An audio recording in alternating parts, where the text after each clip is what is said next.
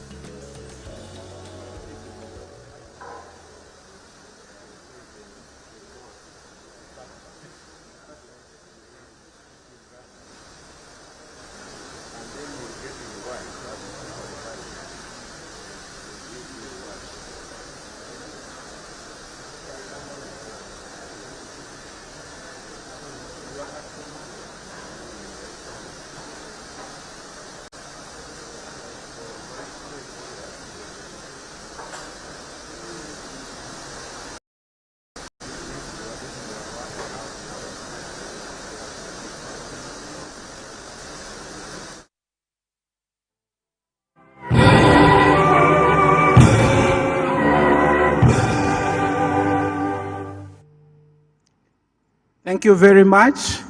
You may take your seats. I now invite Madam Josepha Sako, Commissioner from the African Union, who is going to facilitate this ceremony. Thank you.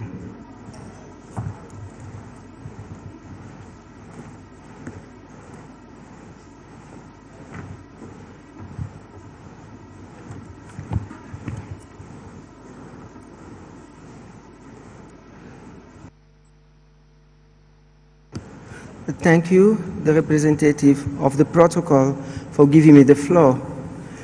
Let me acknowledge the dignitary present here, our leaders. I will start with His Excellency Yoweri Kaguta Museveni, the President of the Republic of Uganda. His Excellency Sua Excelência João Lourenço, o Presidente da República de Angola e o primeiro Vice-Presidente da União Africana, do Bureau da União Africana, representando Sua Excelência Mohamed Ould Ghazouani, o atual Presidente da União Africana. His Excellency Taye Atske Selassie, the President of the Federal Democratic Republic of Ethiopia, and African Union Caadp leader, His Excellency Son Excellence Monsieur Moussa Faki Mahamat, le Président de la Commission de l'Union africaine, Her Excellency Dr. Monique Sanza Bagwana, the Deputy Chairperson of the African Union Commission, His Excellency Haile Mariam Desalegn, former Prime Minister of Ethiopia, Excellencies, Head of State and Government present here, Your Excellencies, Ministers of Foreign Affairs, Your Excellencies, Ministers of Agriculture, distinguished commissioners, dear colleagues of the African Union Commission, former commissioners of the African Union Commission, the representative of the Regional Economic Community,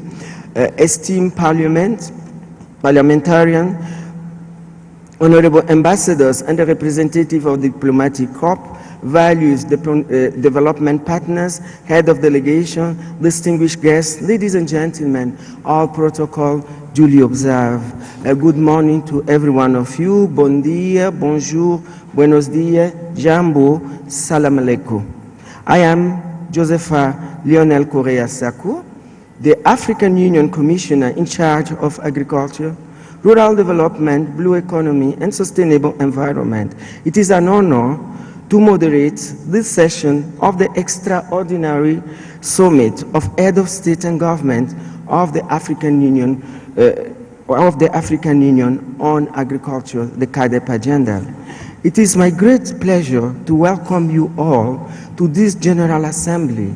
We will commence the extraordinary summit of heads of state and government of African Union with statement from His Excellency Yoweri Kaguta Museveni, President of the Republic of Uganda, His Excellency Musa Faki Mahamat, Chairperson of the African Union Commission, His Excellency Taye Achke Selassie, President of the Federal Democratic Republic of Ethiopia and African Union Caadp leader, Her Excellency Madame Bors Sanger, the State Minister Norway and representative of the development partner, His Excellency João Lourenço, President of the Republic of Angola and First Vice President of the African Union and representing His Excellency President of the Mauritania, the current African Union Chairperson. Following this statement, we will have a group photo with eye-level opening segment, and then we be followed by a closing session. The closed section will include the adoption of the work program presentation and adoption of the draft Kampala Caadp Declaration by His Excellency Frank Mutazebe. We will also hear intervention from head of state and government and concluding remarks by His Excellency Yoweri Kaguta Museveni and His Excellency João Lourenço, following by the African Union and Uganda's anthem. Your Excellency, distinguished guests, a year ago, the 44th Ordinary Section of the Executive Council mandated the African Union Commission to develop a 10-year Caadp Strategy and Action Plan 2026-2035 as a successor of the Malabo Agenda. Since then, the Commission has engaged in a robust and inclusive process to develop the post-Malabo Agenda. Today, we present the outcome of this process, which includes the draft Caadp Strategy and Action Plan 2026-2035 and the draft Kampala Caadp Declaration. 3 days ago, the Ministers of Agriculture examined these documents and provided valuable recommendations and for improvement. Yesterday, the joint meeting of Ministers of Agriculture and the Ministers of Foreign Affairs endorsed these documents and made recommendations to the General Assembly for adoption. A key motivation in this Kampala Caadp Declaration round, in contrast to Malabo and Maputo round, is the inclusion of a comprehensive strategy and action plan, unlike previous iteration that focus solely on the declaration. These allow member states to begin implementing immediately after your adoption today. We now have a clear roadmap, a theory of change that outline the pathway for transformation, realistic and implementable strategic objective, a broadened policy scope, enhancing food system approaches and targets that reflects the continent's aspiration. This inclusive design process ensures we are well prepared to work towards the agricultural transformation vision outlined in Agenda 2063. Their adoption during this summit will shape Africa's food system, Africa agri-food system transformation over the next decades, over the next 10 years. Excellencies, distinguished guests, it is my privilege and honor to call His Excellency Yoweri Kaguta Museveni, the President of the Republic of Uganda, to present his opening statement. Excellency, you have the floor.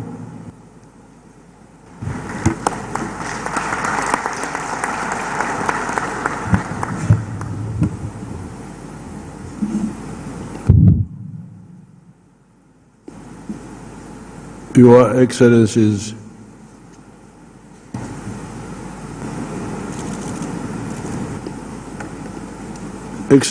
the heads of state and heads of delegations to this Caadp summit,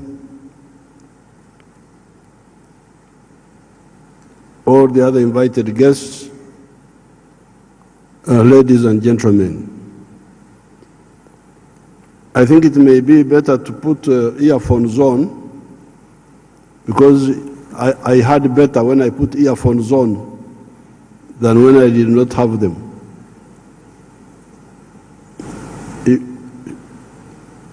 There is something with the acoustics which is not. When you put on earphones, you hear better. I was hearing better to this. Excellencies, right from the 1960s,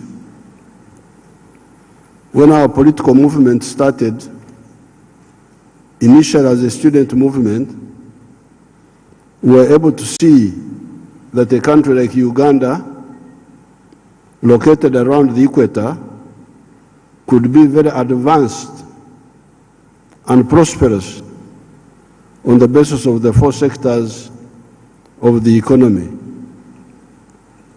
These four were identified as commercial agriculture, manufacturing, services, and ICT. In the pre-colonial and colonial times, our economy was mainly pre-capitalist and based on subsistence agriculture, or korra ekida kyonka in our language, meaning working only for the stomach, for home consumption. We also had some artisan craft skills such as obuhesi, blacksmithing, kubeja, woodwork, kunogora, ceramics, etc., and some primordial services such as kuragura, healing, etc. By the end of the colonial times, only 9% of the homesteads were in the narrow colonial cash economy, described as, in quotes, enclave economy, meaning a small island of modernity surrounded by a sea of underdevelopment. That enclave economy of the colonial economy of Uganda was described as the economy of the 3 C's and 3 T's. The 3 C's being coffee, cotton, and copper, and the 3 T's being tobacco, tea, and tourism. The agricultural and the mineral products being mainly exported as raw materials without making final products out of them, except for some small effort of the Nigeria textile factory of only 23 million meters, started by a progressive British governor, Andrew Cohen, who arrived in Uganda in 1952. Our line, therefore, ever since the 1960s, has been as follows. A, fully commercialize agriculture to achieve food security and homesteads income security by undertaking agricultural enterprises guided by the Echibaro. We use this word Echibaro, meaning to calculate the maximum possible returns given the size of the family land. B, in commercializing agriculture, use the strategy of intensive agriculture for families of 4 acres or less, and extensive agriculture for families of bigger lands. With intensive agriculture, you select high-value enterprises, which though you do them on a small scale, you get good family income. While with extensive agriculture, you can adopt low-value crops, which when you do them on a big scale, you still get good money, good income for the family because of the scale. C, the country needs both the products of intensive agriculture and extensive agriculture because many times one needs the other. D, in our 1996 election manifesto, we identified 7 enterprises for intensive agriculture. And these were coffee, 1 acre, fruits, 1 acre, dairy products, 1 acre for pasture, for dairy cows, then 1 acre for food crops for the family within those 4 acres. And then poultry for eggs and piggery in the backyard, back of the house, at the back. It's called ekanyima or a manju. I think in Swahili they call it uwani, at the backyard there. Plus fish farming for those near the wetlands, on the periphery of the wetlands, not in the center. In our calculation, crops like cotton, tea, maize, sugarcane, and enterprises like ranching could only make money for the family when they are done on a medium or large scale. Recently, our people have been adding crops like palm oil, cocoa, and cashew nuts on the list of the high-value crops that can give good incomes to the families, even if you do them on 1 acre. To do some of the intensive agriculture enterprises, you need inputs from the extensive agriculture products. To produce poultry feeds, animal feeds for pigs, fish meals, etc., you need maize, sugar byproducts, etc. If you are to import all these, it may render your products uncompetitive. We had to do this, Your Excellencies, because in the colonial times and in the post-colonial times, they would make our people grow things like cotton. You hear that Uganda is producing a lot of cotton. Yes, Uganda was producing a lot of cotton. But the families which were producing the cotton were in poverty because nobody had bothered to calculate what is the average land size of the family land. If it is only 2 acres and you put 1 acre under cotton and the other acre for food, how would the family get out of poverty if cotton is a low-value crop? So that's why we had to say, no, it's not just big production for the country, it is production for enough income for the family also, so that they get out of poverty. G, after waking up our people as to the crucialness of commercial agriculture and rationalizing it, we then realized the danger and the unfairness of confining ourselves to just producing raw materials for other countries far away to transform into finished products. A kilogram of coffee may give us US dollars 2.5 as a raw material. However, the same kilogram roasted, ground into powder, and packaged will give the cleverer foreigners who added those steps abroad US dollars 40.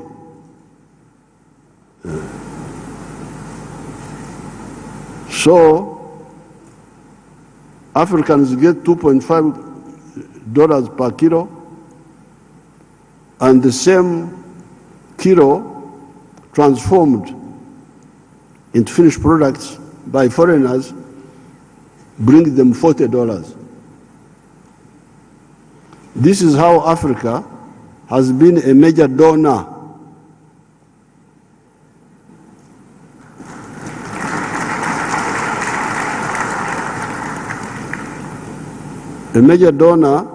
to the parts of the world that are managed by cleverer people. Sorry to use these words.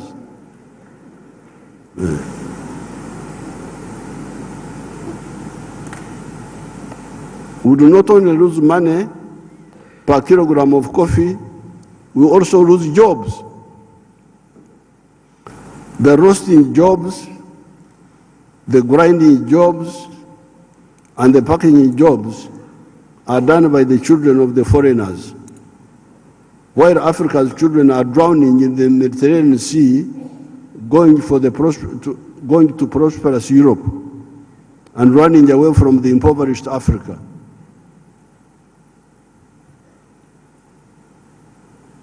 I normally tell people that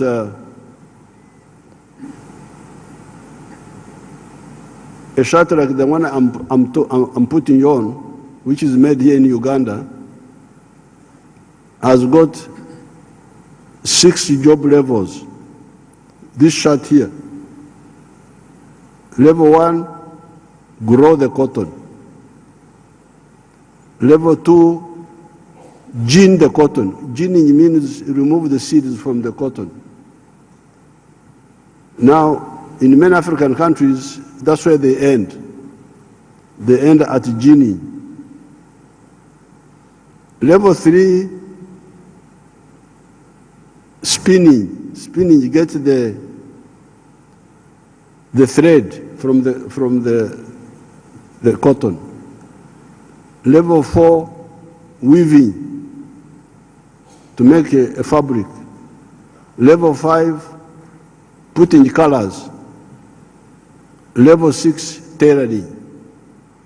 So out of the 6 job levels, Africa has been ending at, many of the African countries have been ending at level 2. All the other levels out, the money goes away, but also the jobs. All those go away.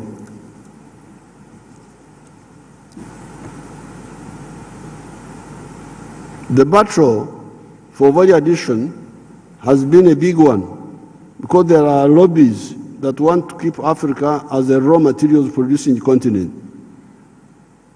In Uganda, we have moved in some areas, a bit in textiles, a lot in the dairy products, a lot on fish, a lot on sugar, a bit on maize, a bit on leather, a bit on furniture and wood products, etc. What is true of agricultural raw materials, is of course also true of the raw materials of minerals, forest products, etc. Uganda discovered some oil about 20 years ago. Up to now, we have not started pumping the oil out of the ground. We're about to start. But the main problem was we didn't agree with the oil companies because they were saying that we should build a pipeline to take the oil, the petroleum, out of the country.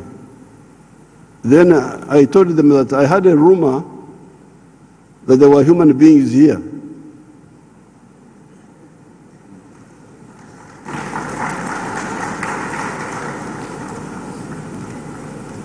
Why don't we process this petroleum for these human beings who are rumored to be here? It's not confirmed, but there's a rumor that there are some big battle.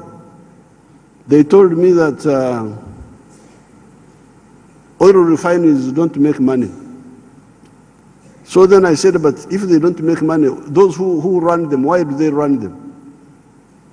Are they Mother Teresa's? Now, I happened to go to Iran. I went to Iran. When I went there, I said, you people, do you have oil refineries? They said, yes, we have 9. Iran had 9 refineries. Now, here they didn't want me to have 1, just 1. So because of those battles, it took time, but now eventually they gave up. We shall build the refinery and the pipeline also.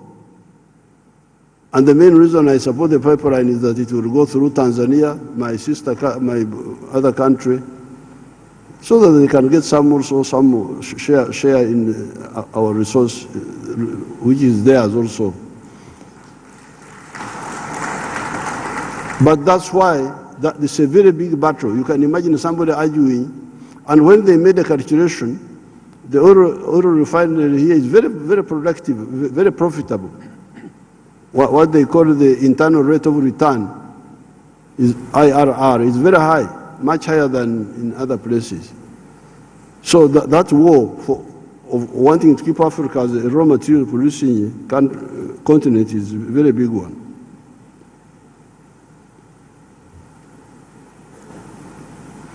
The value addition to agricultural products, this is H, ensures vertical integration in the agricultural sector, from the garden to the table, and from the farm to the wardrobe, for clothes, shoes, etc. However, it also ensures horizontal integration with the other sectors, manufacturing, services, etc. How can you say that you are promoting tourism when all the food the tourists eat is being imported? In Uganda, the hotels serve Ugandan liquid milk, yogurt, butter, sugar, fruits, beef, etc. On account of reasons I cannot understand, some Ugandans insist on eating wheat bread and rice. At 80 years of age, I am very comfortable with my meals of cassava, muhogo, millet, obro, meat a few times in a week, milk for my coffee, bananas, ebinyebwa, ground nuts, obushaza, peas, ebihimba, beans, and fruits, all Ugandan products.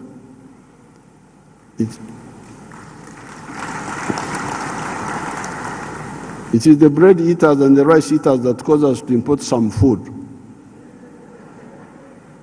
I do not eat chicken, pigs, eggs, etc. because I'm from the savannah, but they are abundantly available.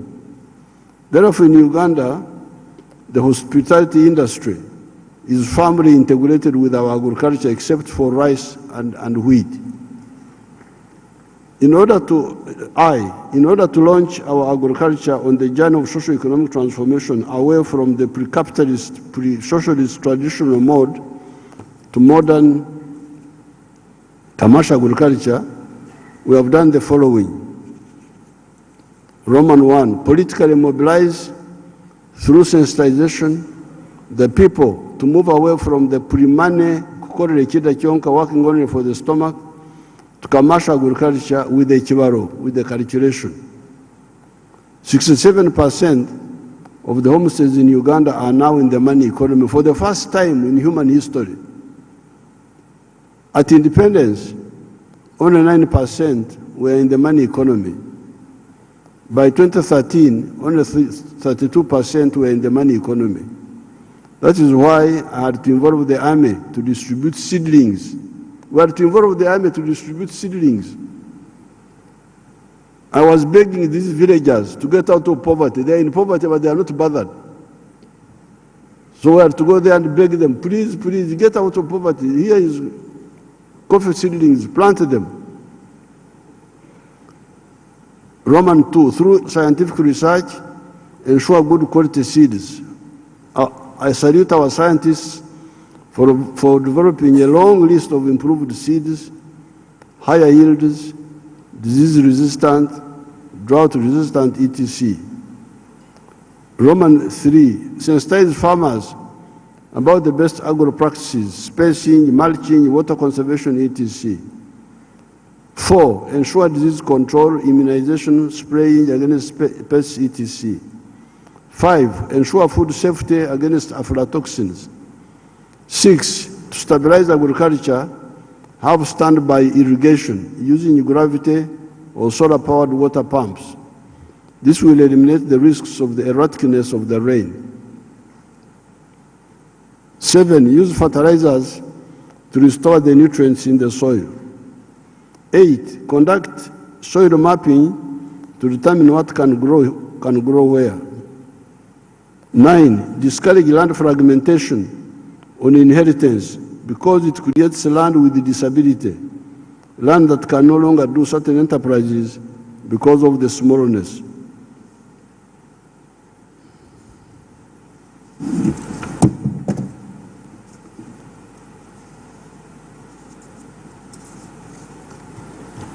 With these measures, Africa will be a superpower economically.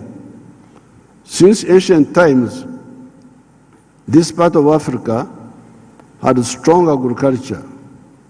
We always have 2 harvests in a year. The harvest of Katumba, the season of March to end of May, and Omwaka, the big harvest of August to December. The harvest of May is called Obujegashe, the small harvest, and the one of August to December is called Omwaka, the big yearly harvest. All this was with the traditional technology and just the rain-fed agriculture. In some areas, however, there was some irrigation in ancient Egypt and the Kilimanjaro area. When Henry Morton Stanley walked through this area, Congo, Uganda, Tanzania, between 1887 and 1889, he wrote as follows on pages 298 and pages 371 to 372, respectively, of his book entitled In Darkest Africa, Volume 2. This is in quotes. A march of an hour and a half in the afternoon, apparently not far from the river, brought us to the populous district of the Babusese. The banana plantations were very extensive, reminding me of Uganda, and their shades covered a multitude of huts. This was in the diary of Henry Stanley, which he wrote on December 5th, 1887. In Congo, he was in Congo, Ituri area. Fields of millet and sesame, plots of sweet potatoes occupied the outskirts of these plantations. And there was ample evidence round about that the land was thickly peopled and industrially cultivated. Later on, while traveling through the Riz area of Ankole in Uganda, he wrote as follows: crossing a narrow neck of land, descending into the basin of the Rizi. By degrees, the misty atmosphere of this region was clearing, and we could now see about 5 miles distance and the contour of the pastoral plateau of Ankole. It was not by any means at its best. It was well into the drought season. The dry season had commenced 2 months previously. Hilly range, steep corn, hammock and plain were clothed with grass ripe for fire. The herds were numerous and all as fat as prize cattle. In the valley, we had passed over 4,000 cattle of the longhorned species. The basin of the Rizi, which we are now in, and which was the heart of Ankole, possessed scores of the finest herds of cattle I had never seen before. This was a white man, Henry Morton Stanley, who came through this area in 1887, 1889. That's what he wrote. Found very powerful agriculture. He was clearly amazed by the scale of production. Therefore, this Africa of having no food, of begging, is not the real Africa, but the colonial and neo-colonial Africa. It is a shame.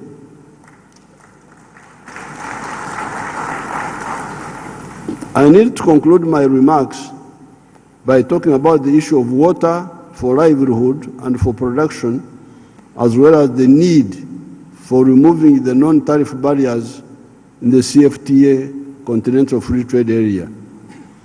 Uganda is lucky in that we have a lot of water.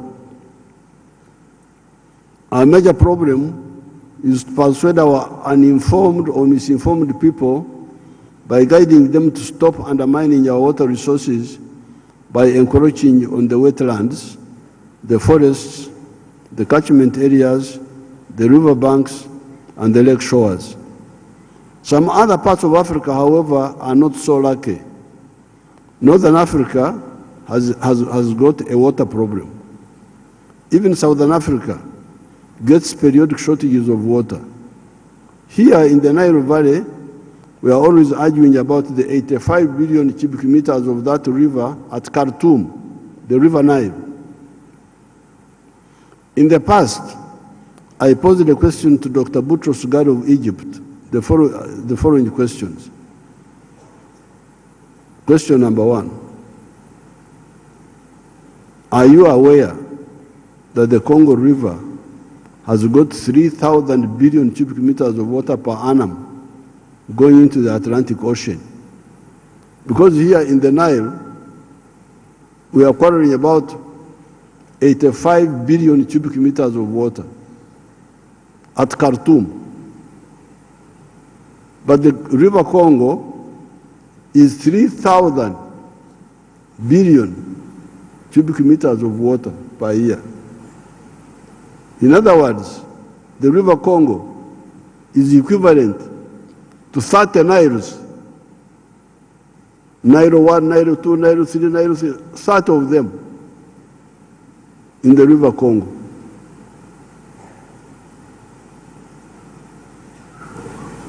Now, all this water is going into the Atlantic Ocean every year, just going. Is the Atlantic Ocean thirsty for water? Since this is a high-level meeting of Africa, you can tell me whether the Atlantic Ocean is thirsty for water, all this water which is going.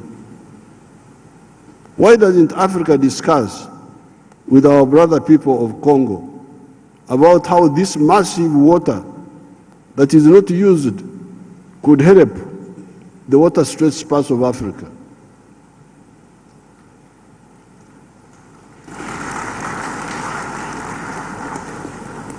Another question: is Africa aware of the technology of desalination? Because we spend so much time talking about so many things. But I have never heard people talking about desalination.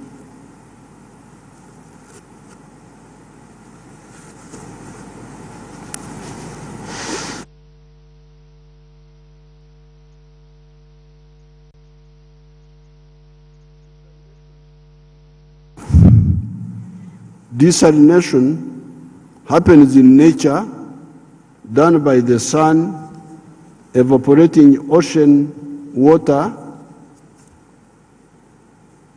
into vapor that eventually becomes rain. Why doesn't Africa intensively study this? If the cost of desalination goes down, Egypt and other coastal countries would become upstream countries, while we that harbor the origin of the Nile would become downstream countries. If this technology of desalination of seawater becomes cheap, then the countries near the ocean can even send us water from the ocean. On the issue of non-tariff barriers, there is no doubt that they undermine the advance of agriculture in Africa. Uganda easily produces all types of agricultural products: maize, sugar, milk, beef, poultry products, etc. The internal market is not enough. However, production is disrupted when in some years, some of the brother countries say they have bumper crops and de-license Ugandan products. Why do you delicense products of a brother country? If you have a bumper crop, let the products compete. I had some issues here with some of the Ugandan inefficient rice growers. Tanzanian rice is better and cheaper. So they were saying I should ban Tanzanian rice. I said, no, I cannot do that. If you are inefficient, get out of business, go and do something else.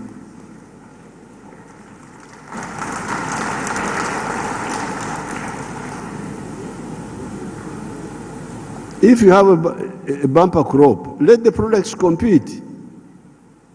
After the Ugandan product has been delicensed, then you hear that the delicensing country has now a shortage of this or that. Can they now import it from Uganda? By that time, the Ugandan farmers have been rendered bankrupt and have migrated to new products such as coffee that are mainly bought by foreigners away from Africa. How would African agriculture sustainable advance with this erraticness? I thank everybody.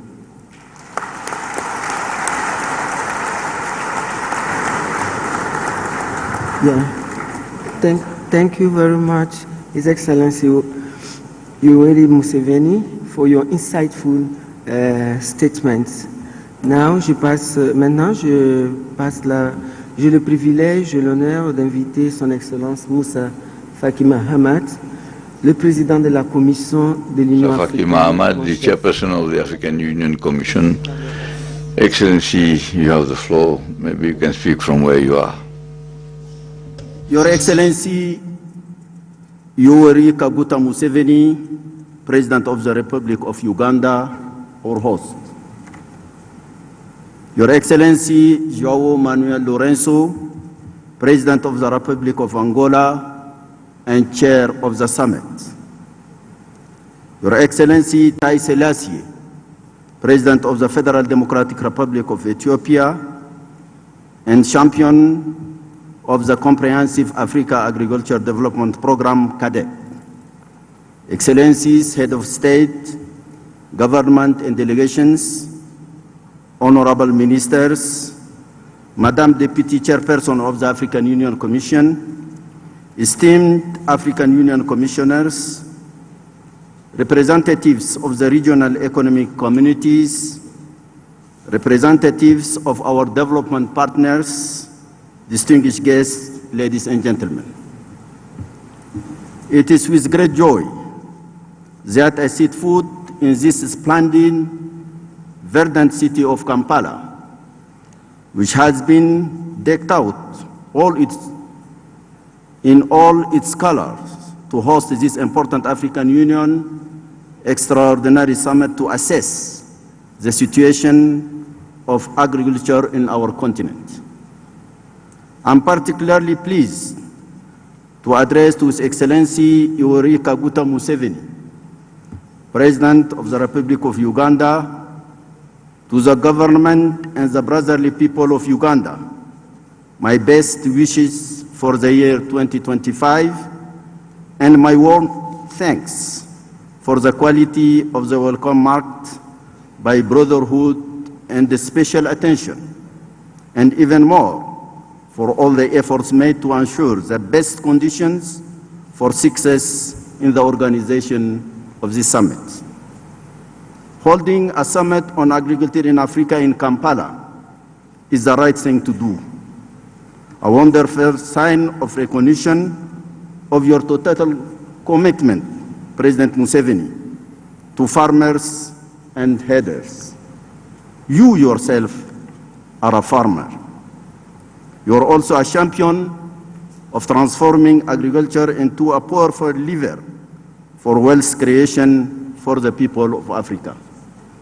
Excellency, ending my tenure in African Union, I think I should come here to learn farming from your experience.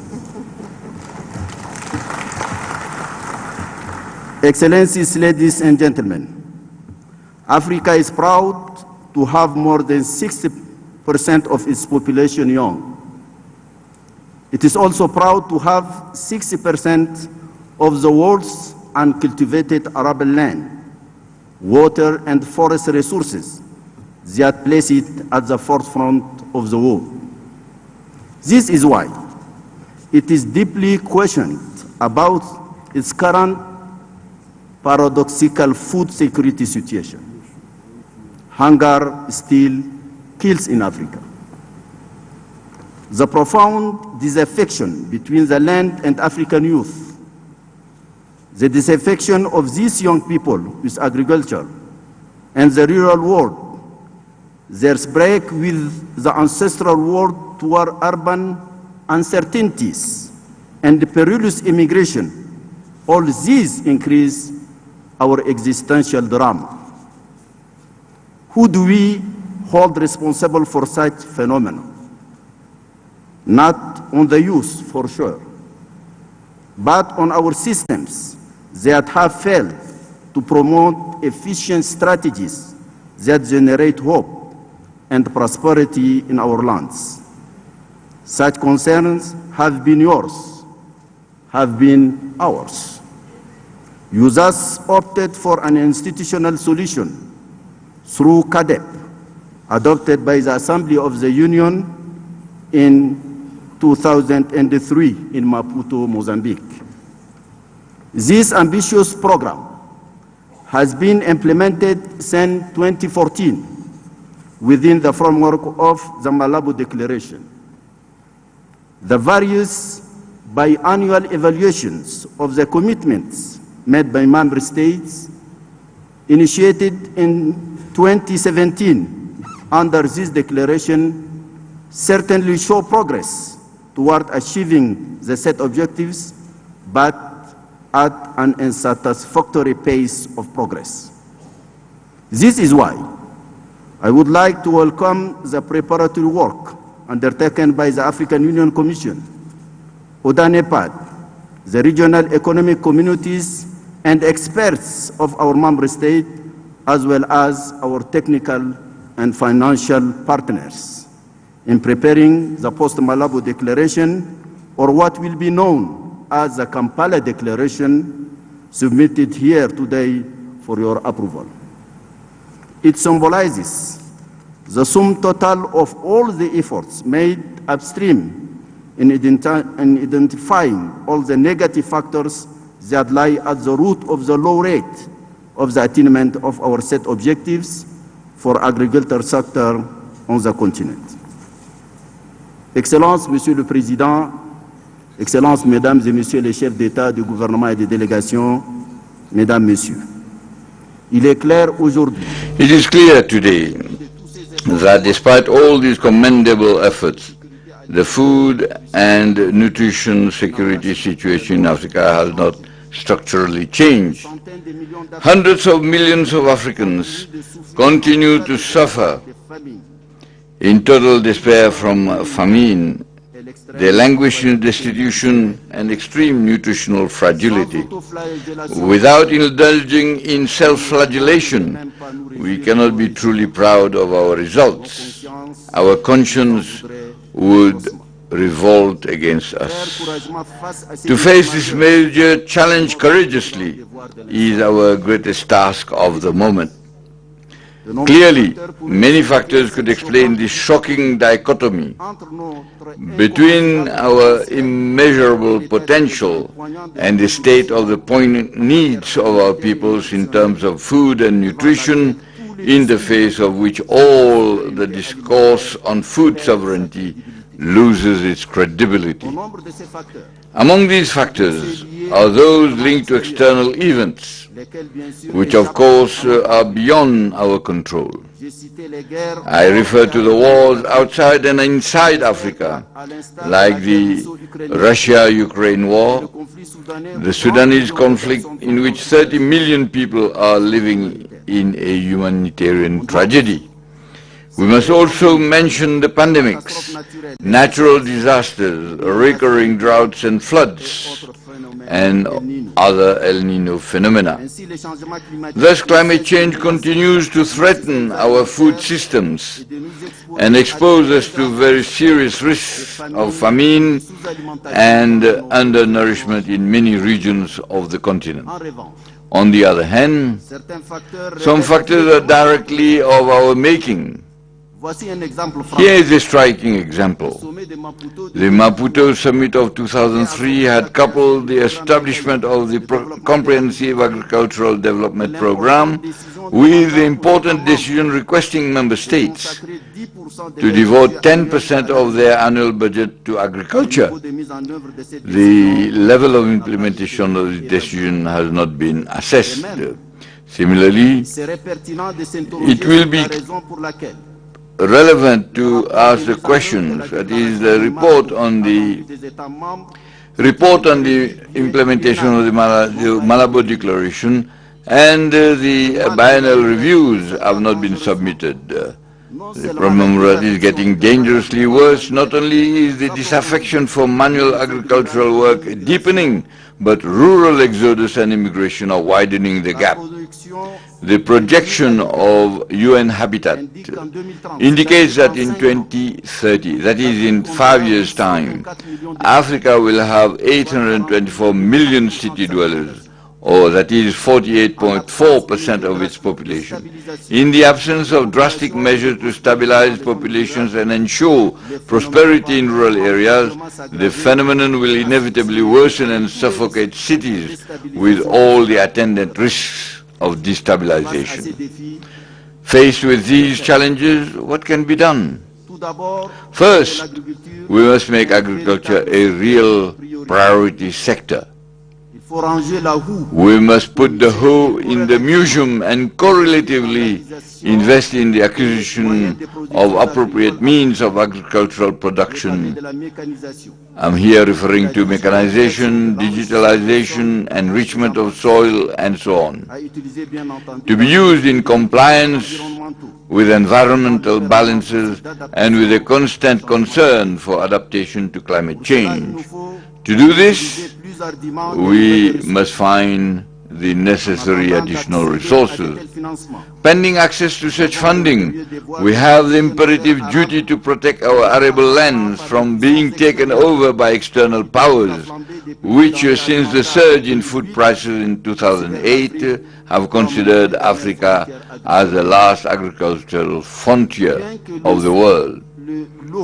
Although water is unevenly distributed across the continent, as it has been so rightly said by President Museveni, the practice of irrigation, currently capped at only 6% of arable land, deserves to be included in the practices for the purpose of improving soil health in addition to the use of agricultural inputs. In this respect, I wish to stress the crucial role of the private sector in the promotion of agro-industry, as well as our great expectation from the fallout of the operationalization of the Continental Free Trade Area, AFCFTA. Mr. Chairman, Excellencies, ladies and gentlemen, the immensity of the task that awaits us, the measure of which is well grasped in the Kampala Declaration and more specifically in the new strategy and in the new 10-year plan of action to 2026-2035, afford me the opportunity to commend the remarkable work accomplished by the Agriculture, Rural Development, Blue Economy and Environment Department under the leadership of Commissioner Mrs. Josefa Sako, to whom I pay deserved tribute. In the same dynamics, we are all called upon to face all the challenges with perseverance and assurance, to take them up with an enthusiastic passion that definitively brings out of the baptismal font the Africa we want. This Africa will rest on the foundation of the victory to be won on the agricultural front, the keystone of any development process. I thank you for your kind attention. Merci beaucoup, mon chef. Thank you very much, boss, for your very brilliant statement. I would like to privilege and honor to call His Excellency Taye Selassie, the President of the Federal Democratic Republic of Ethiopia and African Union Caadp leader to present his opening statement.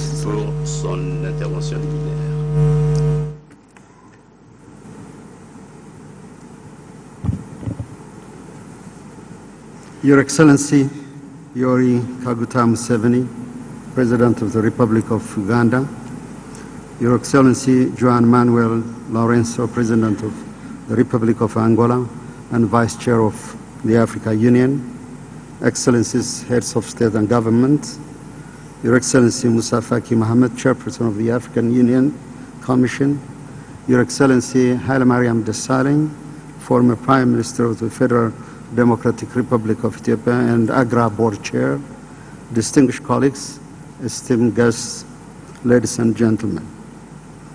I'm deeply grateful to the government and people of Uganda for the warm hospitality extended to us, our arrival in this beautiful country and breathtaking resorts. Hosting this extraordinary summit reflects Uganda's steadfast commitment to advancing Africa's agri-food system, and we are truly honored by such generosity and support. It is indeed a distinct honor to address this august assembly on behalf of His Excellency Dr. Abiy Ahmed, Prime Minister of the Federal Democratic Republic of Ethiopia and champion of the comprehensive African Agriculture Development Program. I stand before you today to call upon the urgent need for a renewed collective commitment and concerted action to achieve our shared vision for an Africa that is food sovereign and prosperous. This summit marks a defining moment for Africa, where we will be able to chart out the course of the continent's agri-food system. The Kampala Caadp Declaration, which follows the crucial Malibu Declaration, signifies a renewed commitment to best propel progress and delivering tangible outcomes for our people. It underscores our resolve to address emerging challenges, harness new opportunities, and build a resilient, inclusive, and prosperous agri-food system in Africa. Excellencies and ladies and gentlemen, as we discuss post-Malibu Caadp strategy, Africa's agri-food system are undergoing transformative change driven by a complex interplay of economic, demographic, technological, environmental, and climate factors. Over the next decade, understanding these dynamics will be crucial for stakeholders. I would therefore like to emphasize on the following four essential elements which I believe would transform our agri-food system, fostering economic growth and improving livelihoods across the continent. First, rapid urbanization. The impact of urbanization in Africa, particularly the growing demand of freshly processed foods and ready-to-eat meals, significantly reshapes consumption patterns in urban areas.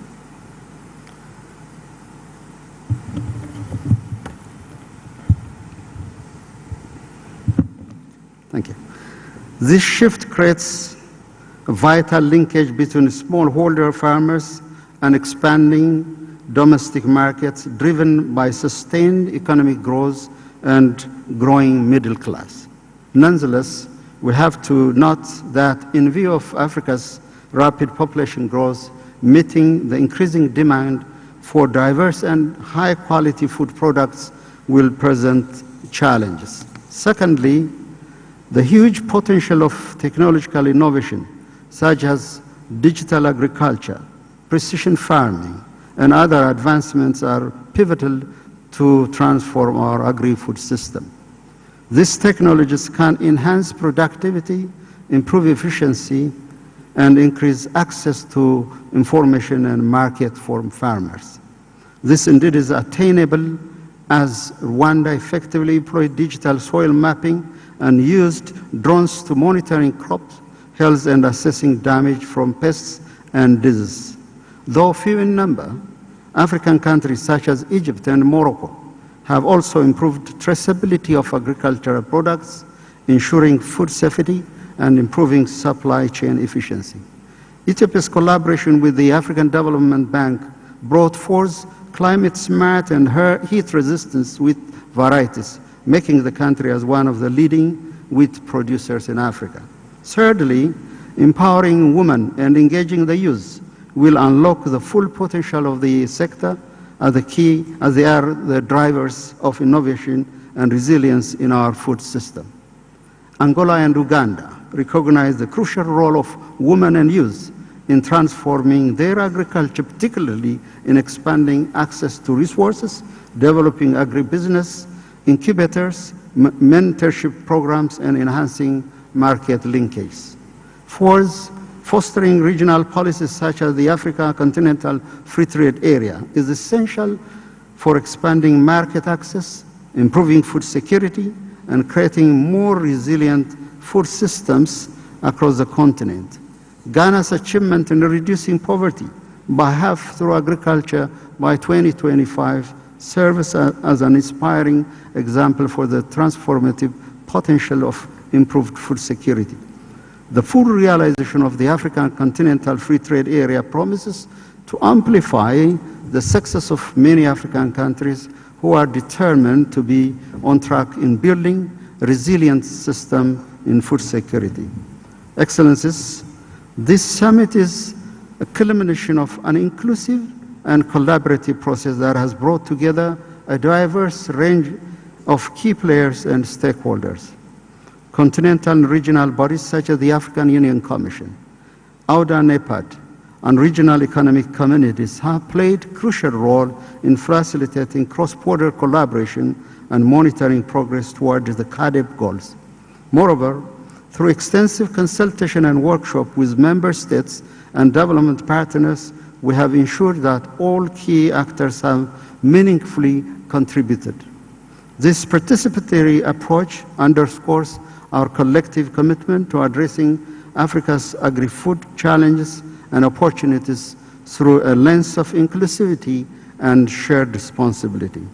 Incorporating this diverse perspective has enriched the summit discussions and strengthened the foundation for actionable outcomes.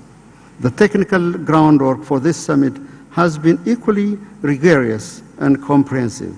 The draft Caadp strategy and action plan for 2026 to 2035 was prepared with meticulous attention, guided by the African Union specialized technical committees, whose endorsement has been invaluable.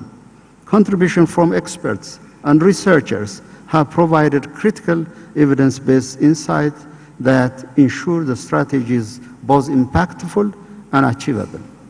These efforts highlight the importance of leveraging technical expertise to build a robust framework for Africa's agri-food system transformation. I call on the Permanent Representatives Committee, PRC, to actively engage in reviewing the Caadp Kampala Declaration and the 10-year strategy and action plan. As an advisory body to the Executive Council, the PRC holds a critical responsibility to ensure these frameworks address Africa's priorities for sustainable agri-food system and align with the aspiration of member states. Excellencies, Mr. Chairman, the African baskets, where our mothers and sisters carry across Africa, whether we call it Igbo or Ixiro here in Uganda, or Agobo in Nigeria, or Kenten in Ghana, Kikapu in Swahili, or Sala in Northern Africa, or Lemat in Ethiopia. The African basket, a powerful symbol of bountiful harvests, embodies the hearts of Africa's livelihoods and our food system. As we embark on the transformative journey towards a modern agri-food system, let this African basket symbolize our unwavering commitment to ensuring that every African has access to safe, nutrition, and affordable food. As I conclude, let us reaffirm the significance of this summit and the Kampala Declaration in guiding our journey towards sustainable agricultural transformation. I want to extend my heartfelt congratulations to the African Union Specialized Technical Committee led by its chair, Honorable Frank Tumbaza, and the EU Commissioner, Ambassador Joseph Sako, for their exceptional efforts in leading the development of Caadp Kampala Declaration, Strategy, and Action Plan. Together, let us move forward with a determination and purpose, committed to realizing our shared vision for Africa's agri-food system. I thank you.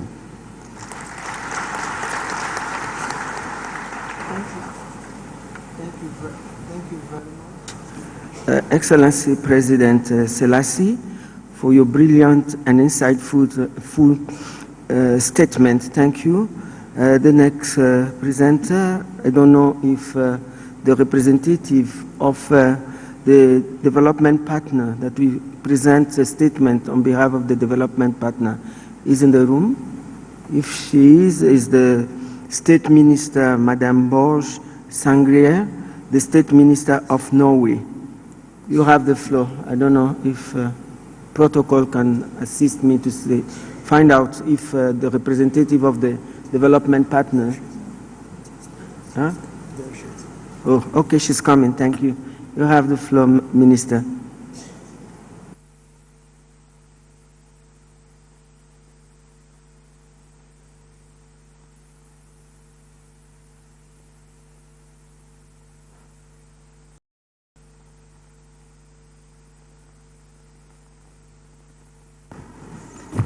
Thank you very much. Madam Chair, Excellencies, Heads of State, Ministers, representatives of AU Member States, the AU Commission, AUDA NEPAD, the REX development partners, most of all, friends and partners. Allow me to begin by offering my most sincere congratulations to Your Excellency Yoweri Kaguta Museveni and the government of Uganda for the exceptional hosting of this summit. The success of this event reflects Uganda's unwavering commitment to fostering cooperation and dialogue across the continent. I would also like to take this opportunity to express our profound gratitude to the people of Uganda for your warm and gracious hospitality, which has made our stay both comfortable and memorable.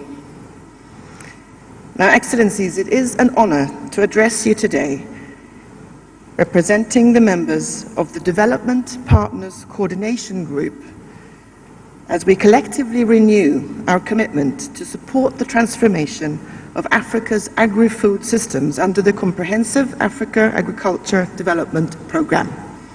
Since its inception in 2003, the development community has provided financial and technical support to a whole range of agricultural and food security efforts, and together we have witnessed notable progress.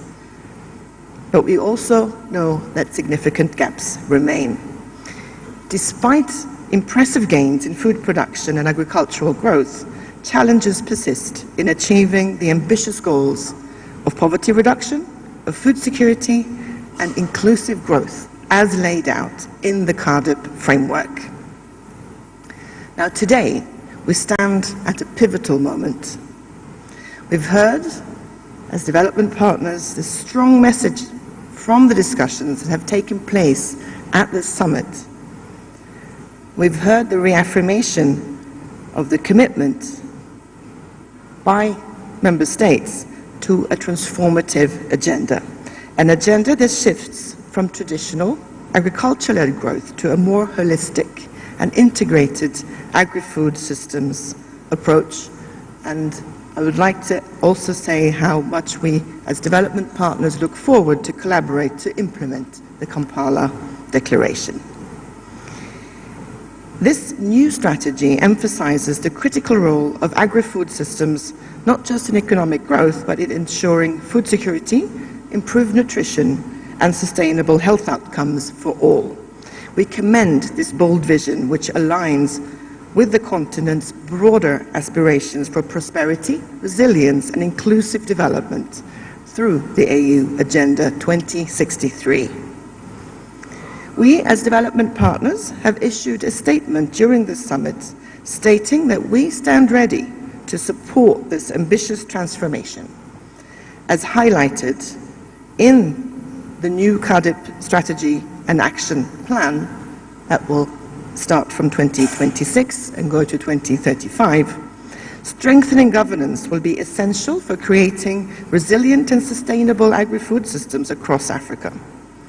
The signatories are fully committed to supporting African countries and regional bodies in harmonizing Caadp with their national and regional investment plans.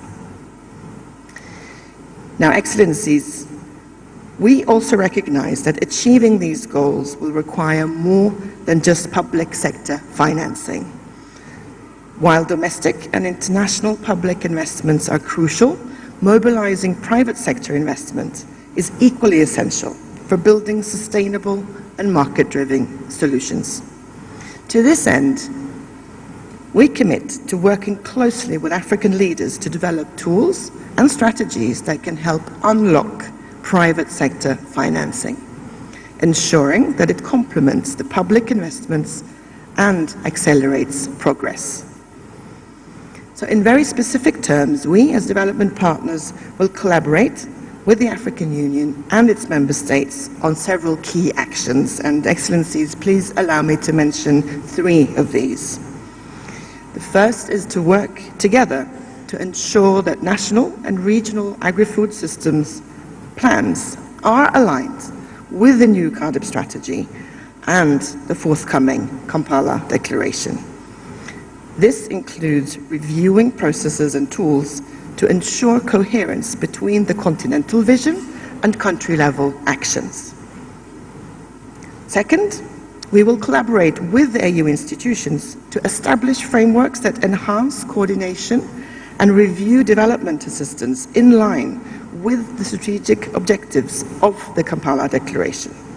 We will work to align our support and investments with national and regional priorities. That includes exploring innovative financing modalities to support sustainable, resilient agri-food systems. And the third action, Excellencies, that I would like to mention is that we will support efforts to build governance frameworks that foster transparency and accountability, key elements for effective policy implementation. Effective governance will ensure that African countries not only meet, but exceed the ambitious targets that have been set. Now, dear friends, we would also like to commend the African Union Commission, with particular thanks to Commissioner Sacco for your immense dedication to implement the Malabo Declaration. The Commissioner has ensured that the development of the next Caadp has been consultative and inclusive. The Kampala Declaration, as we will be discussing today, is an impressive legacy, Commissioner Sacco, as your tenure as AU Commissioner comes to an end. So we all have appreciated your dedication and your leadership, so we thank you.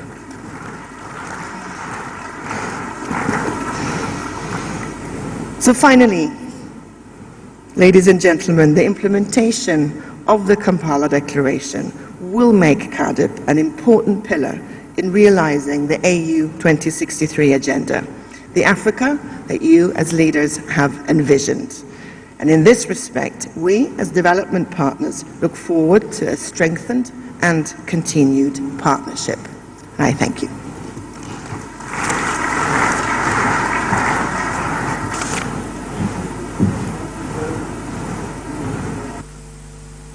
Thank you very much, Minister Bird, for your stern commitment to support this ambitious strategy and action plan 2026-2035.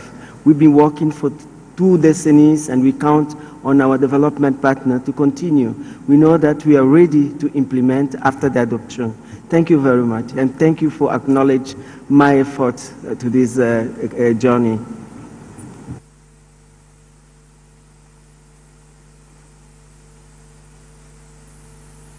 Sorry. Huh? Yeah. The last one. Agora, é o meu privilégio e honra. I have the honor and privilege of inviting His Excellency João Manuel Gonçalves Lourenço, the President of Angola, my beloved country, and the Vice President of the AU Bureau, on behalf of His Excellency Mohamed Ould Rohon, the substantive President of the African Union, for his opening remarks. Excellency, you have the floor. Sua Excelência Yoweri Kaguta Museveni, Presidente da República do Uganda, nosso anfitrião, Suas Excelências Chefes de Estado e de Governo, Suas Excelências Representantes dos Chefes de Estado e de Governo, Excelentíssimos Ministros, caros Embaixadores, minhas senhoras, meus senhores. É com a mais elevada honra que, na qualidade de primeiro vice-presidente da mesa da Conferência dos Chefes de Estado e do Governo da União Africana, tomo a palavra para presidir a esta cimeira extraordinária da nossa organização continental, dedicada ao Programa Integrado para o Desenvolvimento da Agricultura em África, em representação de Sua Excelência Mohamed Ould Ghazouani, Presidente da República Islâmica da Mauritânia e Presidente em exercício da União Africana. Começo por manifestar a minha mais profunda gratidão à Sua Excelência Yoweri Kaguta Museveni, President Yoweri Kaguta Museveni, President of the Republic of Uganda, and to the people of the Republic of Uganda for hosting this important event of the African Union, and for the warm welcome and hospitality reserved to all of us since our arrival in this beautiful city of Kampala.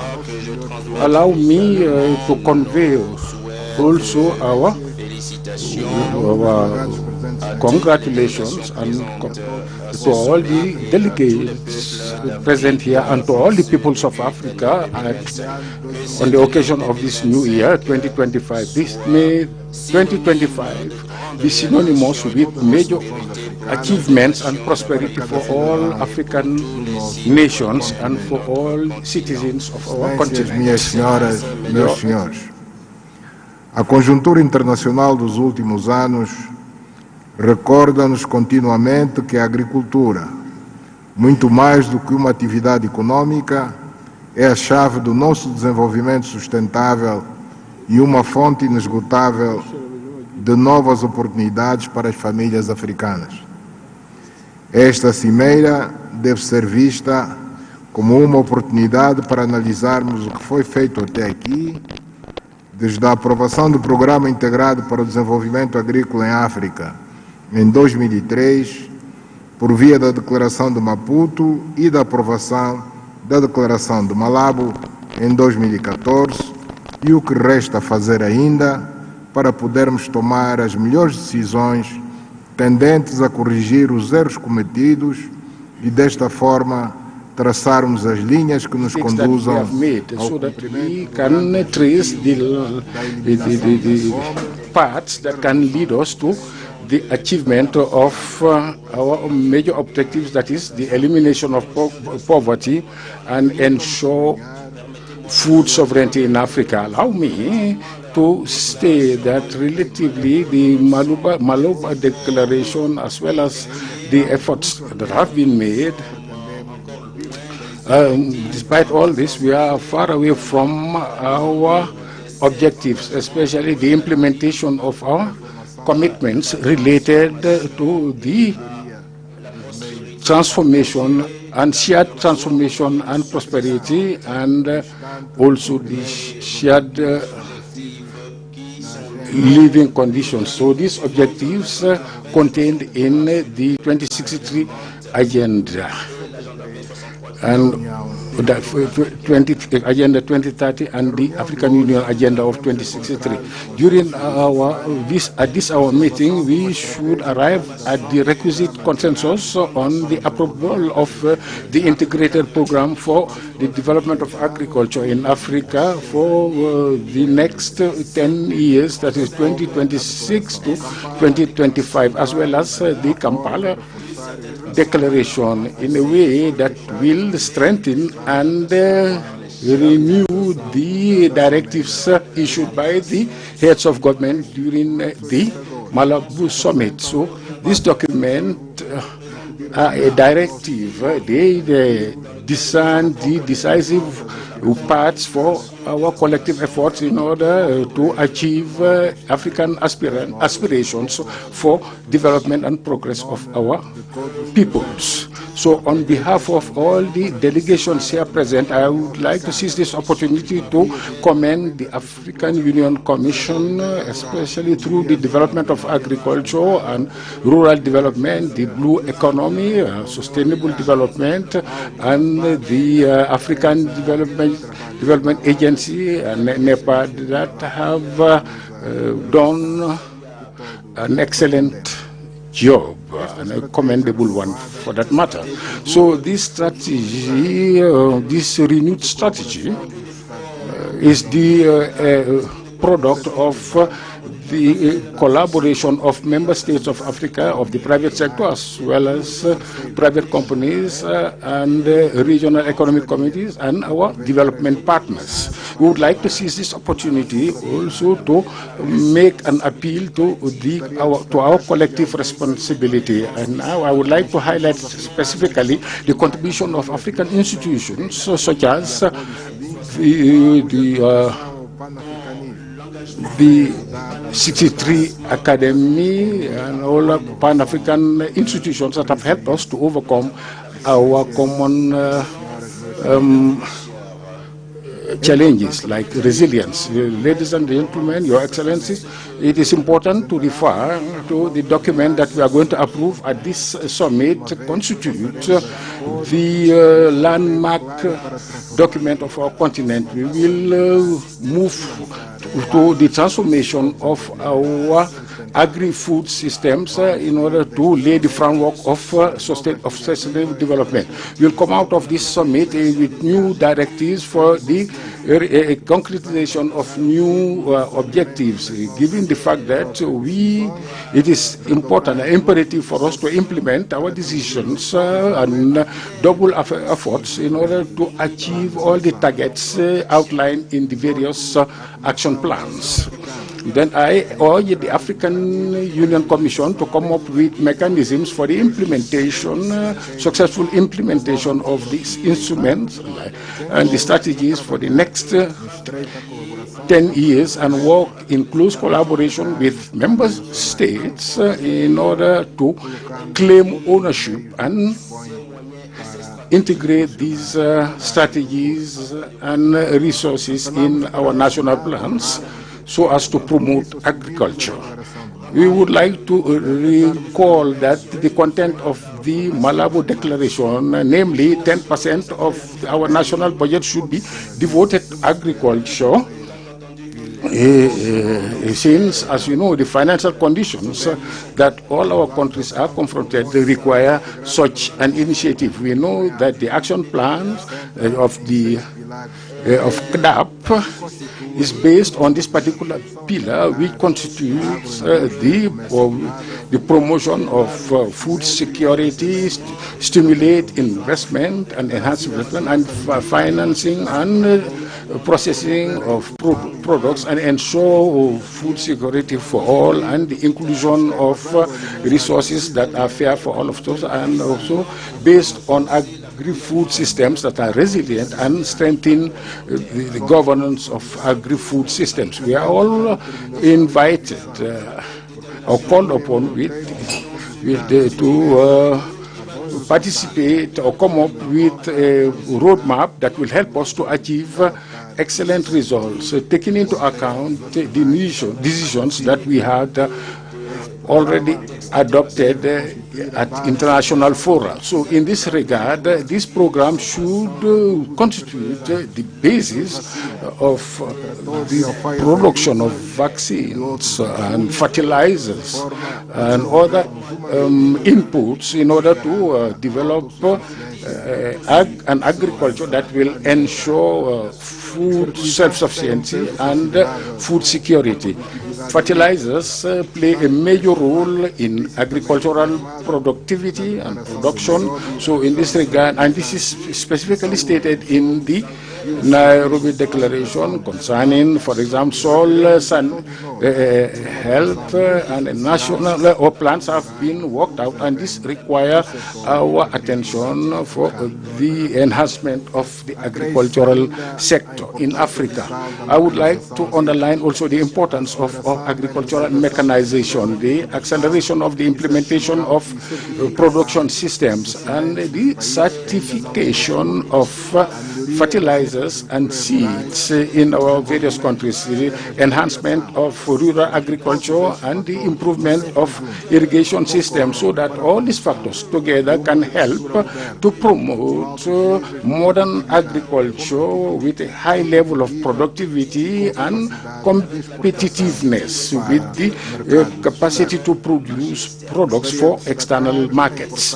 I would also underline the importance of promoting initiatives geared towards the promotion of the environment and the proper ecological production of goods, with the objective of intensifying or to mitigate desertification and the preservation of soils. And as a result, we can then overcome climate change. Ladies and Excellencies, the decisions we are going to take today will determine the future of agriculture in Africa, as well as the role that we played to ensure the sustainability of our continent. So it's important that our priority, the priority of all our nations, is that we should take into account, we should ensure the development of our countries, that is food security, and to ensure inclusive development, giving priority to agriculture, so that we are empowering our women and youths and creating opportunities for them for coming generations. Together we can ensure that our Africa is a resilient and prosperous continent designed to reduce poverty and overcome famine, disease and child mortality. We are determined in our mission to achieve an Africa that we all want. So with these words, I declare open this extraordinary session of Kampala, and I thank you for your kind attention. Muito obrigada, Excelência Presidente. Thank you very much, Your Excellency, for your guiding speech for us in the continent, especially to our department. I would like to end the opening ceremony, and let me invite the protocol to guide us on the group photo. I thank you very much for your kind attention. Webere, muito obrigada, muitas gracias, merci beaucoup, shukran, asante sana. Thank you, Madam Commissioners. I wish to invite Your Excellencies, Heads of States and Government, His Excellency the Chairperson of the African Union Commission, Heads of Delegation from AU Member States, Your Excellencies, former Heads of States and Government, Her Excellency the Deputy Chairperson of the African Union Commission, Their Excellencies AU Commissioners, Heads of AU organs and regs, for a group photo on the stairs in front of this conference room. To the other delegates, kindly remain seated while our leaders proceed for the group photo.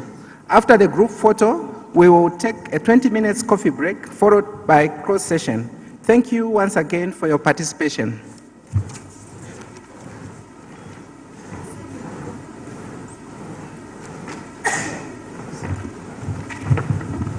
Your Excellencies, I've just been also informed that heads of delegations from development partners will also participate in the photo. Thank you very much.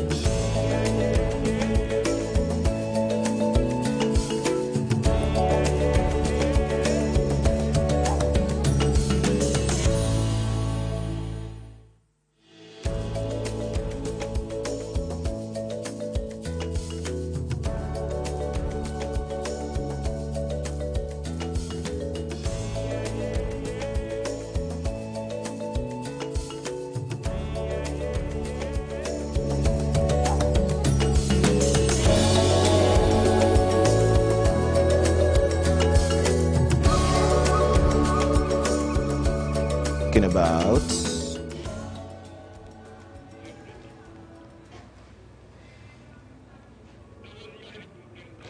yes, a very good morning to you tuned into UBC TV. It is actually afternoon. It's already a few minutes past midday. Thank you so much for keeping it with us ever since we started bringing you live updates and the coverage of this comprehensive African Union Agriculture Development Program Summit, Caadp, that is convened here in a beautiful Pearl of Africa, Uganda. My name is Michael Jordan Lukumwa, also joining the team to ensure that we give you whatever is transpiring in as far as the Caadp conference is concerned. Today is day 3, and we had the extraordinary summit of the heads of states and government of the African Union giving their deliberations and presentations on still one issue: agriculture and food security in relation to food security and nutrition within the African continent, and that's where we are. On set I have my colleague Mr. Chidabo Robert Nyonyintono, and we shall go on to digest a few deliberations of the heads of state. The session we had was addressed by His Excellency Musa Faki Mahamat, the chairperson of the African Union Commission. It was also addressed by His Excellency Taye Atske Selassie, President of the Federal Democratic Republic of Ethiopia and the African Union Caadp leader. It was also addressed by His Excellency João Lorenzo. He came in last actually, President of the Republic of Angola, also first Vice Chair of the African Union. We also had a lady who was representing the development partners, and of course our very own His Excellency General Yoweri Kaguta Museveni, President of the beautiful Pearl of Africa, Uganda. We want to digest a little on how and what they hinted on with my brother here, Nyonyintono Chidabo. What caught, right now we are having a group photo of the delegates from the different countries, that is heads of states and other dignitaries that are at Munyonyo to be part of the summit. They're having a group photo, as you can see on your screen, and we shall get back there when they get to another kind of activity, and that will be the plenary session, where they will deliberate now on different issues on a plenary kind of platform. Robert, I was so much touched by the issue of the youth and women coming out in the presentations of all the 4 people that I have watched. That is His Excellency Mahamat, His Excellency Selassie, President Yoweri Museveni, and His Excellency Lorenzo of Angola. What do you make of that, being that they all agree that the focus must be on the young people and the women? What do you make of the centralness of the young people and women in as far as agriculture is concerned? Well, first we must accept that in majority of African countries, it is women and youth in agriculture. Because a number of African countries, we are having subsistence farming taking place. It's not commercial agriculture. It's not the large-scale farmers that we are talking about. That's why President Museveni talked about one of the strategies, which was the 4-acre model. But even when you listen to him deliberate on the 4-acre model, he talks of fruits, he talks of food to eat, 1 acre for pasture for the animals and all that. So what is very important here is these are the people that are actually in agriculture. Go to all these villages. Who is doing the agriculture? It is the wife. That subsistence farmer that goes and digs food. Now, who else are part of it? The energetic youth. They're the ones that will go and do what we call repakasi. To borrow President Museveni has been putting in some Luganda and sometimes you see the people you're paying who are working on these small farms. A person has 1 cow, but there is what they call a person who looks after that cow, or moral, or some whatever term they may choose to call that person. So you can't neglect the very people in agriculture are the very ones that are doing, actually, if I may term it, the real work in agriculture. At Jordan, the wife may be doing agriculture, actively participating, but Jordan is just called and told, send this amount of money for someone who is digging, or the wife may say, actually, I want to buy maybe seedlings. So Jordan is not actively into that. So the group photo is done. I can see President Yoweri Museveni there having a chat with the Honorable Frank Tumwebaze, the Angolan president somewhere. I've also seen President Ndayishimiye of Burundi in a black suit somewhere. They're now taking back to their venue, maybe for other proceedings, and we shall keep you updated. It should be CTV. And a number of our development partners still in that group photo as well. I can see a number of them there being part of this. I thought you were going to say they outnumber the real people. Well, being part of this historical moment.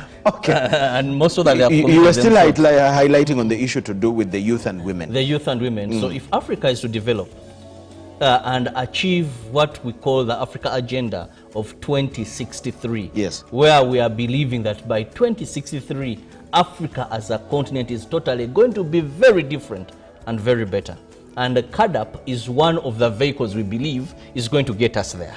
Now, if we are to get there, you can't miss the actual people in agriculture. That is why many have emphasized youth and women. We must empower them. We must not neglect this group. It is the one that is active. So that is why it is very, very important, therefore. So I think it is about taking good use of the big number of the young people that we have in relation with the big arable land that we have on the continent. How can we use this workforce to cultivate this land, till it, and we get enough food for the people? Because I listen. How do we make it more relevant, more productive? Exactly. How to take this youth, good use of the youth. Now, if you remember, President Museveni said that the Africa we are seeing today actually is not the Africa that was there. This is a post and pre-colonial Africa. He said the Africa then had food. You couldn't find hunger in Africa. No, it had the food because the people were in cultivation. The women were doing the cultivation. The youth were into cultivation. But this colonialism left an artificial Africa. But how big was the population on the continent then? Then that would say, but however small they were. Because they resources become limited due to the number of people that consume it. You get. The Africa then, pre-colonial Uganda alone would have been 2 million people. Let me give you, for example, the deliberation of the substantive chairperson of the African Union. When he was giving his deliberation, he said, Africa is not in this situation. He asked, actually had a question, who should we blame? Because he was saying, if you have 60% of the world's arable land, you have majority of the workforce. Exactly. You have the water bodies and everything. Why are we begging? How do you end up with for famine? Food? How do you end up with famine? And it said it's because of bad policies. It is the policies we have that have failed us, because Africa is not the most populated continent. Exactly. But if we plan well, that's why now 30 years back we came up with Caadp, that if we have good policies, then these challenges we shall be able to overcome them.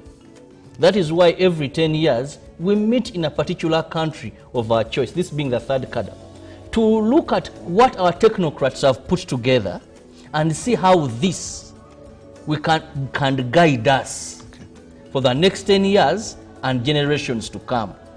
Now, if we put in place, because most of the speakers have also talked about us being behind schedule, that when we talk about the Malabo, Maputo declarations, all of these as African countries, we have not moved, we are moving at a snail pace. In implementing the Malabo declaration and all those other we committed ourselves to 10% of our national budgets to go into agriculture. None of the countries has achieved that. We talked about ending hunger by 2025. Jordan, I'm sure we are in 2025. Exactly. We've not. We talked about ending poverty by a half by 2025. We are not yet there. Improving investment in agriculture. We talked about Africa intertrading or transnational trade. We still have trade barriers, you see. So it was clear that these are the challenges that if we address them, the Africa we are dreaming of can be a reality. And for me, my excitement is not hosting. Okay, it's very good for us to host this summit here. But remember, it's not the first, this is the third. Exactly. What is going to make a point today and the next 10 years is if countries domesticate, if countries embed, adopt and embrace. Yes, and embrace. Well, for example, in their national development plans, are they in tandem with the declaration?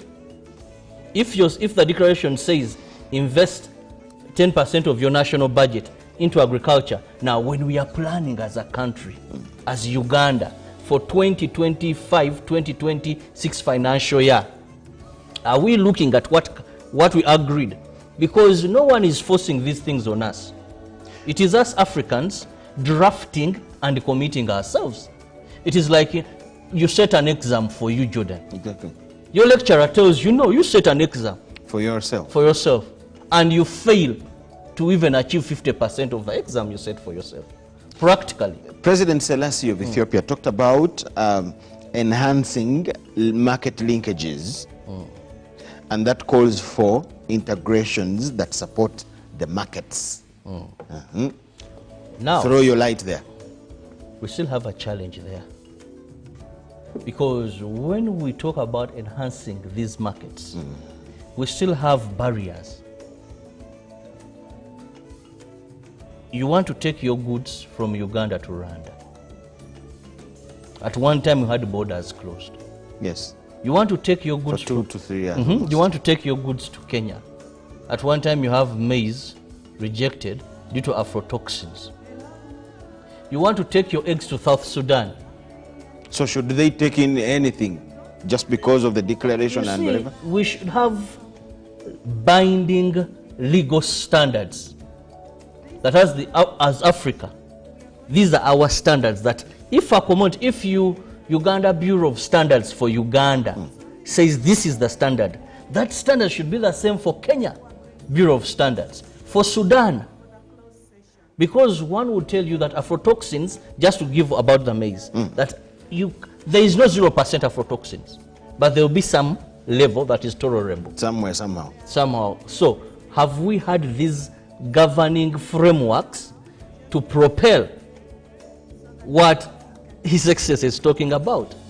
How realistic can these integrations be on the African continent, and how much power or how much power can they have to influence things to happen on the continent? Now, the biggest challenge with African Union and many other regional bodies is that the decisions arrived at are not legally binding.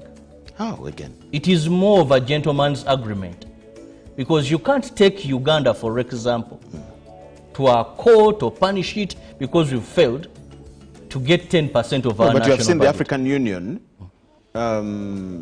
refusing to recognize governments. That is on the political. Exactly. Of course, a body that can deny you recognition and it affects your operations, that means their standards are binding. Well, to a certain extent, but not so much. Let me give you an example. We have the East African community, not so? Of course. When a country closed the border, apart from negotiations, what did you see happen? Because each country comes to this, they remain independent and with their sovereignty still counted. So it is more or less me to say, that's why you hear many of the speakers calling for, please let's domesticate. We've done a lot of talking. Let it be time to implement. Because there are no penalties or fines for you to say that country X, when we agreed. Why do you think President Yoweri Museveni, Honorable Mr. Frank Tumwebaze, the substantive chairperson of the African Union, the acting commissioner of the Blue Economy and whatever, all speakers have noted that we've not achieved? The annual Bio-Review Commission came a report indicates that none of the countries has attained at least 50. And one said we are moving at a slow pace. If it was binding, these countries would be held accountable. Why are you letting us back to keep Africa? Jordan, just imagine, how do Africans spend 100 billion US dollars every year on importing food? Does it? It doesn't matter. Russia has a war with Ukraine, and we depend on wheat. An African country depends on wheat. And because wheat cannot come in from Russia, this African country has famine, even political unrest. You see, you talk of political. You talk of political unrest. Now, Faki Mahamat, the AU African Union Commission chairman, talks of Africans grappling with food insecurity due to war and problems like that. He mentioned the connection of exactly what you're talking about, the Russia-Ukrainian war and the situation in Sudan, where people cannot access food. A number of people are still living in camps because of the kind of situation in the country. Will Africa be able to solve the food insecurity problem when we still have wars that erupt in different corners of the continent? Africa must appreciate that wars shouldn't be a problem, because the wars we are having in Africa, the refugees we are having in Africa are not running away from a natural calamity. Like what I saw in Los Angeles, fire breakout, wildfires. They're not running away from disaster. They're running away from what we call man-made problems. You have generals in South Sudan, they fail to agree. Then the power of the gun. You have the M23, you have the whatevers. These are man-created problems which can be dealt with. Let me give you an example. A continent of about 54, say 55 countries. You have countries that have been peaceful and have had peaceful transfer of power. Pure democracy, if I may say. Yes. We have exceptional countries in Africa where that one have would say that have tried, you know, have proper elections. They have been peaceful for some time. Why not others? We have other countries like Uganda here that have managed to have peace for the last so many years. They used to export refugees, now they import refugees. So the problem of insecurity on the African continent is a thing that can be solved. Where, if such regional bodies choose to and say no, these wars away from climate change are the other reason why we are not having food and why we are not being able to feed our people. So what do we do? President Yoweri Museveni talked about taking good use of natural resources. He mentioned River Congo, and he said it is many times longer 30 than times. 30 times of the waters of the Nile. Exactly. Go there. Now, that requires first... But as well, I want to connect it with this. Then Mahamat talked about protection of land from foreign forces, protecting our arable land from foreign forces that may take it over and do whatever they want with it. Now, those two first. Physical features. First, the biggest challenge that may give us natural resources like water and things like that. Then land, which is also a big factor of production of food. Now, the biggest challenge, also another challenge of such bodies like the African Union, each country has priorities. And because of these priorities, sometimes they lag us behind. I want to give an example. Currently, Uganda, oil exploration is a priority. Now, we may do away with some animal reserves, even water reserves if need be, because oil is our priority. We believe once we have our oil, we are going to get that money we need. Okay. We shall either reforest it, but let's first get our oil, because it is money. Now, you may go to a country that is having insecurity. You go to another country that maybe is having famine. Another, technology is their priority. Another, just selling itself to the world, the likes of Rwanda. So, when we talk about protecting our land from external forces, exactly, you're going to have external forces come because they have technology you don't have. So you're going to go you're going to strike a deal. They may come in as development partners. Yes, and later, this scrabble and yearning for investors to create jobs is another big change on the African continent. Then also, I'm happy we had our development partners. But you see, they also have terms and conditions to certain things.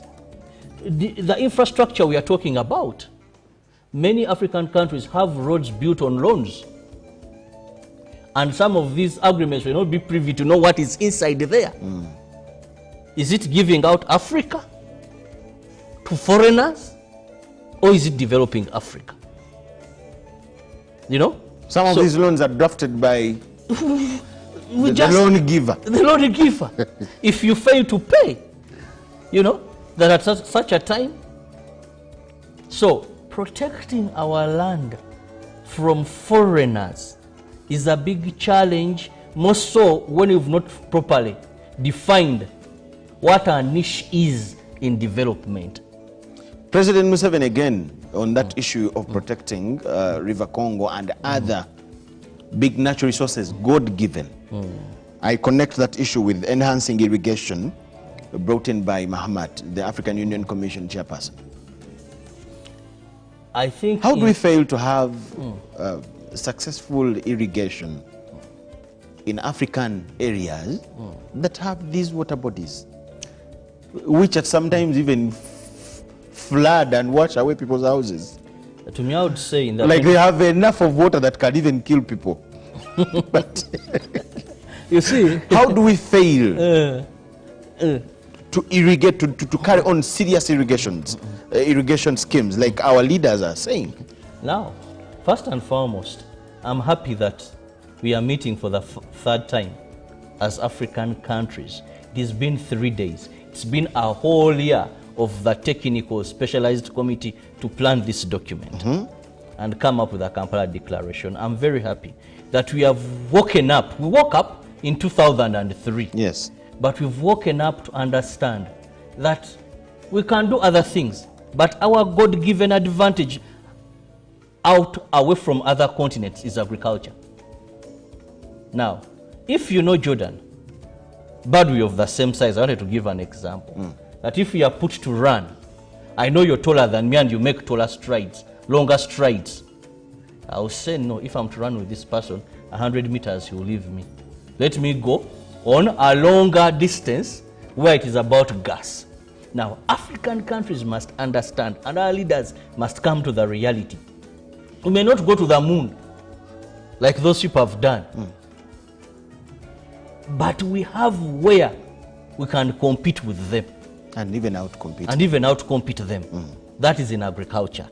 Now, that goes back to priorities. You have the water, like His Excellency has said. You know the technology.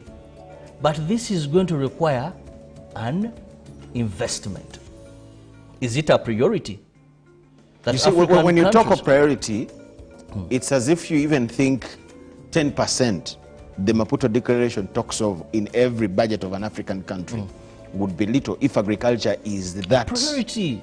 A priority. It would be beyond 10. Are you saying it would be beyond even 10%? Beyond even 10%. Do you know what it means? If, let's take Uganda here. If our farmers stopped on depending on rainfall-fed agriculture, and the farmers had capacity to plant in and out of season. Jordan, today, a farmer goes to the market or a seed shop at Container Village, buys seed, knowing it's a rainy season. Now January is not a rainy season. Poor farmer expects the rain to go for 3 months or 4. The rain goes for 1 month. This farmer loses all the seed. He has tilted land. He has invested so much, loses all seed. His children don't go to school. Season answer, that's innocent. Where if he got any loan, they come take the little plot of land he has. What if that person was able to irrigate? You want to tell me that these leaders don't know that our very farmers are suffering because they are depending on nature? Our Vice President yesterday, Honorable Jessica Alupo, yes, while officiating at the opening of the Ministers for Agriculture and Foreign Affairs, said we should stop over-reliance on nature. So President Museveni pointing out irrigation and giving that example is just... No, it's Faki Mahamat that talked of but also President irrigation, Museveni, in his last remarks, mentioned 2 things. Yes. Intertrade and irrigation. Now, this is an obvious thing, but requires huge investment. Because if you're going to talk about using that technology, talked about desalination, something like that, to get this water, then have the rain, it is not going to... It is an investment that Uganda must carry on. A huge investment that these countries must carry on. And you see, one of our ministers, the Minister of State for Foreign Affairs, John Mulimba, yesterday gave us statistics that evidence has proven that for every 10% increase in yields, there is a 7% increase in the cost, in earnings. That whenever you have a 10% increase in yields in Africa, there is a 7% reduction of poverty. Okay. Now, if your farmers move into irrigation, and maybe you get that 50% because of irrigation, simply knowing that what I plant will grow no matter what the climate shows, no matter if we have a dry spell. How many of those are going to, how you're going to decrease poverty by what level? Because you committed yourself to Malabo to decrease poverty by a half by 2025. Now, when you irrigate, you're going to decrease poverty. If a household has an increase of, say, 50% in their yields, and that will reflect, if 10 reflects a decrease of 7%. In the poverty at their level, household level. Have gotten to that. So it's all about going away with the lip service and saying, for us, our victory is in agriculture. What's your view on boosting agro-industry and supporting the private sector, because it can play a key role in boosting the agro-industry? Agro-industry. Those are words of Faki Mahamat, the African Union Commission Chairman. First, agro-industry. There is somewhere you talked about investment and now we are even investors. Leaving alone investment and investors. One, you must increase production for you to have what you're producing. Let me give a Uganda example. You know Soroti Fruit Factory? Yes. Where are they getting the oranges? Is it Uganda? Are you aware we are importing? I didn't know. It is our own. I know of a factory here that closed. It was producing mango juice. So it went to Kenya because they were importing mangoes to Kenya. So they saw from Kenya. So they saw no reason to have the plant here. Do you remember when His Excellency opened an abattoir around Bombo Road? Huh? And we were told about 500 cows. Go check there. So, for you to go into agro, you must first of all increase production so that you have the raw materials for these industries. So that means if we are to go agro business, we have to first check the performance we have at our subsistence level. And now that will mean... Do we have farmers that we have upgraded to a level of supplying factories and industries and things like that? Now that will mean deliberate effort to ensure you remove these 40% in subsistence farming, get them to commercial agriculture. Now when you get them to commercial agriculture, that means they are producing in huge numbers. So you have what to feed these industries. But also, away from having what to feed these industries, it also takes modern technologies. And you mentioned the private sector. His Excellency today, in his speech, was very clear that Ugandans were complaining that stop rice from coming into Uganda from Tanzania. Because their rice maybe was of poor quality and wasn't working out. I know of many things grown here that are more expensive than those we import here. Why? Mechanization will require government to subsidize that. Jordan, if it is milk produced in Uganda, packaged very well, these machines coming in, can government subsidize or can we remove totally revenue? Taxes. We remove them so that Achirabo can bring that machine. Electricity. Cost of electricity in Uganda, I'm happy now, whatever, there's something. Making electricity cheaper. That my final product that I've bottled is affordable to Ugandans. Why today are we having investors taking over when we talk about the private sector? Because an investor comes with tax holidays. An investor will come, go to we call them industrial parks. The land is there. The electricity is there. Because he says he's going to give 1,000 jobs. They have all kinds of holidays, exceptionals.